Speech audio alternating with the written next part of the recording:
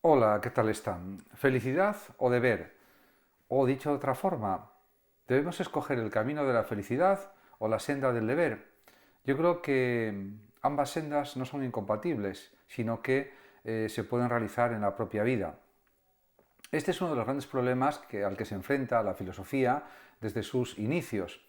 Es la cuestión de cómo alcanzar la felicidad y en relación con esta la de cuál es nuestro deber. En todas las épocas y civilizaciones podemos decir que ha existido una preocupación por los intereses, emociones y obligaciones también de los seres humanos, y temas como la felicidad, la bondad o la virtud, el placer, el deber o el bien están presentes en todas las culturas también. Podemos dividir las distintas respuestas éticas dadas en la historia de la filosofía en dos grandes grupos: las éticas de la felicidad, entendida como virtud, como placer o como utilidad, y las éticas del deber. En relación con la felicidad como virtud, se puede hablar de la ética griega, que se caracteriza por ser fundamentalmente teleológica y eudemonista. Es el caso de Aristóteles, ya que considera que el máximo bien reside en la felicidad o eudemonía, el bienestar, el florecimiento de la persona. En ese sentido, el bien de cada ser natural consiste en alcanzar su propia perfección, y la perfección humana es precisamente el cultivo de la inteligencia, el saber, etc. En definitiva, cumplir el fin al que ha destinado al ser humano la naturaleza, que es el fin de pensar, de aprender, de conocer, de saber, en definitiva. Por otra parte, para Aristóteles está claro que la mejor vida es la vida contemplativa, la dedicada a la teoría, al saber. Por tanto, la felicidad desde esta perspectiva aristotélica consistiría en orientar conscientemente la vida hacia el fin natural del ser humano, en definitiva hacia su perfección, que es el conocimiento. Según Aristóteles, el ideal de la felicidad podría plasmarse en tres tipos de personas: el de la persona entregada a los placeres, el del hombre prudente y virtuoso y el ideal del sabio. Él, diríamos, se decanta por estos dos últimos tipos de ser humano: el que es prudente y virtuoso y el que busca la sabiduría. Dado que para Aristóteles el ser humano se define como animal político o animal social, zoon politikon, gracias a su capacidad para el diálogo racional y para distinguir el bien del mal, lo justo de lo injusto, etc., pues su plenitud, su finalidad, su fin, más bien su propósito, su telos, tiende de forma natural a llegar a ese fin, que es la sociabilidad racional o la racional sociabilidad, podríamos decir también. Por tanto, el ideal de la persona entregada a los placeres no puede ponerse como meta de nuestro comportamiento, porque, diríamos, no se dedica al saber teórico. El ideal del sabio para Aristóteles puede ser un referente, porque la felicidad tiene componentes próximos a la actividad teórica o contemplativa. Pero aunque es el ideal más admirable, resulta más propio de dioses que de seres humanos mortales enfrentados a las necesidades cotidianas del vivir. En este sentido, podemos decir como conclusión que el ideal del hombre prudente y virtuoso en un entorno social tal como la polis griega, pues la polis, por ejemplo, ateniense, resulta la mejor condición para el desarrollo pleno de la felicidad humana. Además, desde la perspectiva aristotélica, la felicidad también está unida a la práctica de las virtudes, y esto obedece al hecho de que el bien o la felicidad de las personas se expresa como virtud. Y la virtud, la bondad, podríamos decir también, es un hábito, es una costumbre y una disposición a hacer el bien que se adquiere en la práctica al actuar de manera armónica y equilibrada. El entendimiento práctico, prudencia, por tanto, ayuda a las personas a controlar y dominar las pasiones para así lograr la felicidad. También hay que decir que con esto Aristóteles no quiere indicar que haya que vivir sin pasiones, sin emociones, sin sentimientos, todo lo contrario, pero esas pasiones tienen que estar realmente dirigidas por la razón o controladas al menos en parte por la razón. En ese aspecto él fue un ejemplo de vida teórica, porque se dedicó a la investigación, a la enseñanza, a escribir libros de biología, de filosofía, etc. Y al final fue un gran filósofo. Por tanto, él mismo da ejemplo con su vida de lo que él afirma. También puede entenderse la felicidad como placer.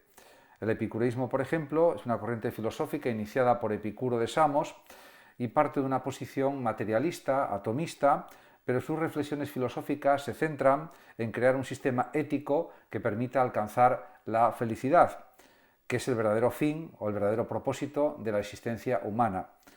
Al igual que todos los eudemonistas, ya que el propio Epicuro leyó las obras de Aristóteles y realmente le interesó la obra aristotélica, los epicúreos identifican al hombre virtuoso con el hombre feliz. Pero, a diferencia de Aristóteles, la felicidad consiste en alcanzar el máximo grado de placer posible, por tanto ese es el fin que debe guiar la vida humana. Eso sí, Epicuro siempre habla de placeres intelectuales, como el propio de la amistad, del saber, del leer, del escribir, etcétera, del conversar, como superiores o muy superiores a los placeres físicos, a los placeres corporales.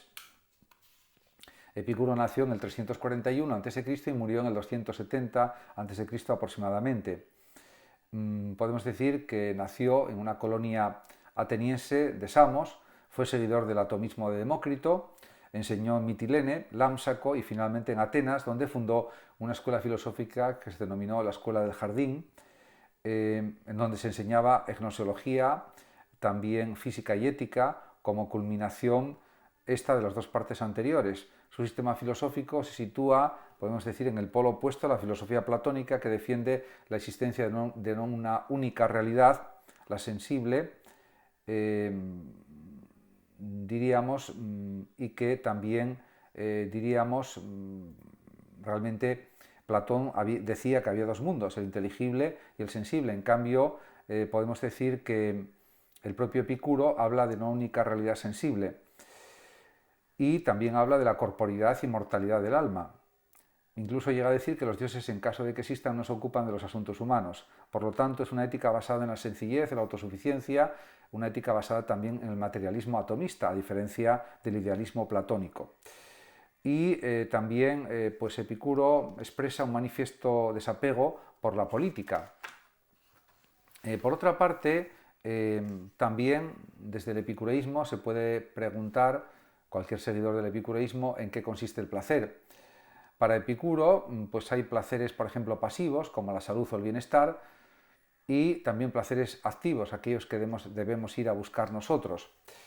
De todas maneras, él considera que debemos elegir siempre los placeres intelectuales a los físicos, porque los físicos son efímeros para él y aquellos son más duraderos.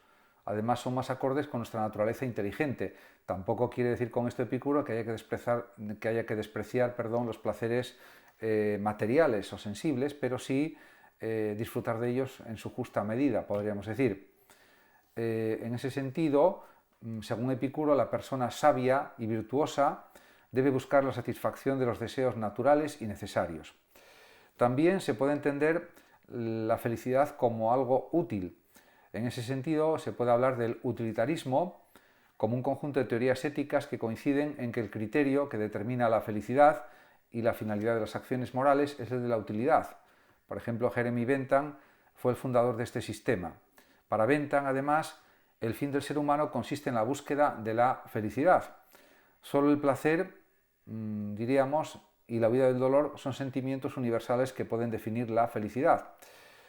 Por otra parte, también identifica lo útil con lo bueno y también considera que aquello que me resulta beneficioso para aumentar mi felicidad se puede considerar como necesariamente adecuado para cada sujeto. Ahora bien, ese utilitarismo individual conduciría irremediablemente al egoísmo.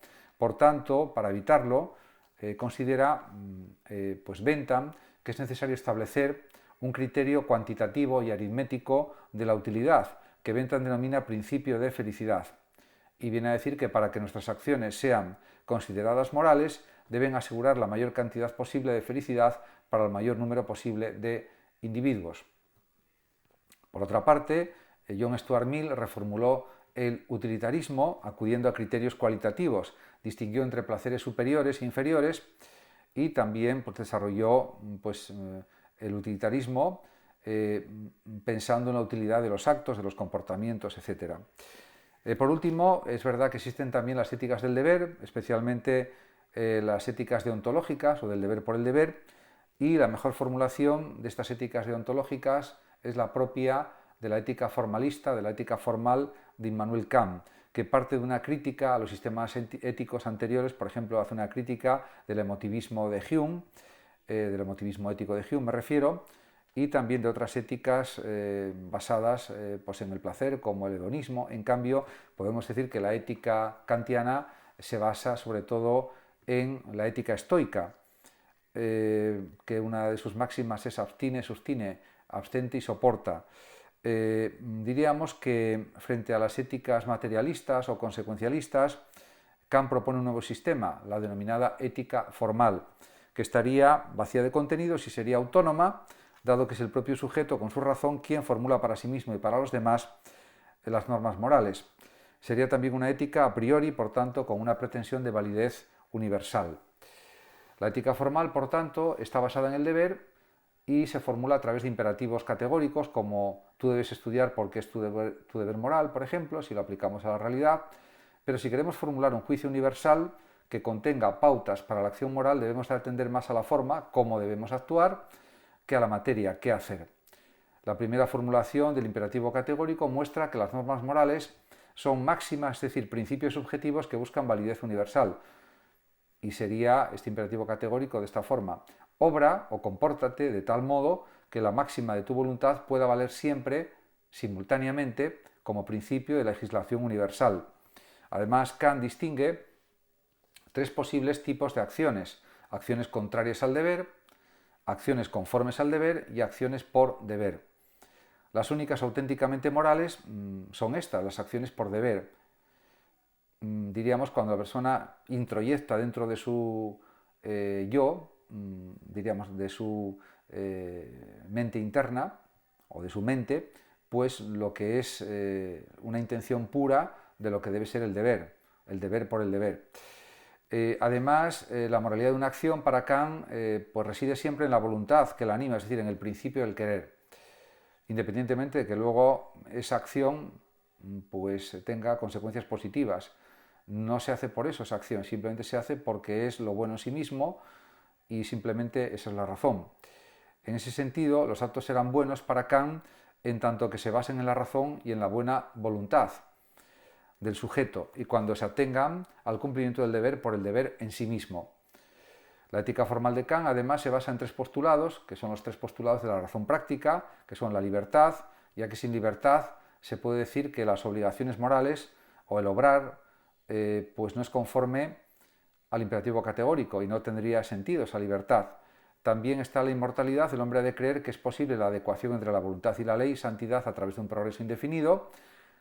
Y por último está la idea o el postulado de Dios. Debe existir Dios, por lo menos en su calidad de juez justo, para garantizar el logro o la consecución de esa plenitud, que sería la unión perfecta de virtud o bondad y felicidad. Podemos decir que se puede hacer compatible el deber con la felicidad, según Kant. Si cumplimos nuestros deberes, también podemos buscar la máxima felicidad posible en este mundo. De hecho, el propio Kant pues llevaba una vida lo más agradable posible, con conversaciones con otros filósofos, con otros pensadores, etc. Y en ese sentido, pues él era consciente de que se podía buscar la felicidad aun siendo su filosofía ética pues un cierto rigorismo moral o rigorismo ético, pero ese rigorismo ético de la ética deontológica kantiana no impide que podamos ser felices, porque al final no tenemos tantísimos deberes y tenemos mucha libertad para, una vez cumplidos esos deberes, o al mismo tiempo que se cumplen, desarrollar todas nuestras capacidades, todas nuestras potencias para conseguir ser lo más felices que podamos. Y la felicidad, por supuesto, es un aprendizaje, es una lucha por conseguir ser feliz también, y podemos decir que es como una especie de conquista de la felicidad, recordando el título de un libro de Bertrand Russell, un gran filósofo de finales del siglo XIX y de gran parte del siglo XX, ya que murió en 1970 y nació en 1872, Bertrand Russell. Bertrand Russell tiene un libro titulado así, La conquista de la felicidad. Por supuesto, Russell no es partidario de este rigorismo moral kantiano, pero sí, de alguna forma, aunque desde una perspectiva atea, pues considera que hay que luchar por ser felices. Y eso, pues diríamos que Kant estaría de acuerdo con ello, en líneas generales, pero, por supuesto, la justificación de la ética deontológica kantiana es muy evidente, es muy clara, y es que si hay éticas diferentes para distintos individuos, si hay un subjetivismo ético, si hay un relativismo ético, no puede haber buenos comportamientos de las personas porque cada uno buscará excepciones para su comportamiento y justificaciones y excusas para comportarse de una forma o de otra, y en ese sentido habría pues un caos moral realmente tremendo. En ese sentido, para que haya una sociedad más justa, más armónica, más equilibrada, para todos, pues tiene que haber un universalismo ético, que es el que propone el propio Kant con su ética deontológica o ética formal. Muchas gracias a todos por su atención, saludos como siempre a los oyentes de Radio Sofando de México y hasta mi próximo vídeo.